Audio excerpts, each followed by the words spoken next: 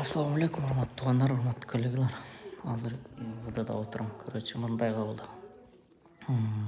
Түнкү саат 2 болуп калды. Үйгө келип элем.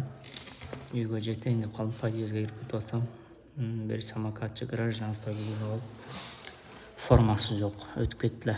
Мен үйгө кирдим, аркаман алып жүгүрүп келип көрсө, ал сотрудник гражданство кийинип алып, Коломенский районунда айланып жүрүптү.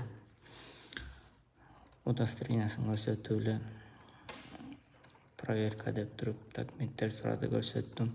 Артынан 2 сотрудник келди. Формада келип текшерип эле. Кайда жашайсың? По месту регистрации жашабай кеткенсиң деп үйгө аракет кылды. Мен үйгө чыгарбай койдум, потому что үйдө 4 балам бар.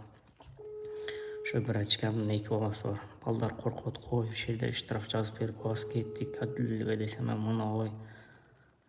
Короче, ургулап, наручник кадап, ургулап, күлүштү алып, кайсы квартирада жашайсың деп, квартирага чейин кирип, по месту регистрации жашабайсың деп, квартирага кирип, бир очкаларды ойготуп, балдарды ойготуп, бир очкадан ошо тааныш 20 миң сураптыр. 20 миңден 13 миң алып чыгып кетиптир да.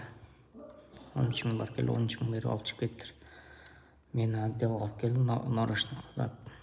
Анан наручник кадап алып келди, азыр отделде отурам. 3 саат болуп калды. Протоколго хулиганство деп жазып коюптур. По месту регистрация не живет деген ордуна хулиганство деп жазып коюптур. Рапорткачы эми күтүп отурам. Ошон үчүн туугандар, посольстводон тааныштар болсо, юристтер болсо, номериме таштап койгулачы, срочно жардам керек. Мында отурам азыр. 6-га 20 минут калыптыр уже. Саат 8-9 смен алмашат го. Ошого чейин юристтер болсо, адвокаттар болсо жардам керек. Анан бир жерде да звук не очень мылдат. Номерге кайрылып коесуздар азыр.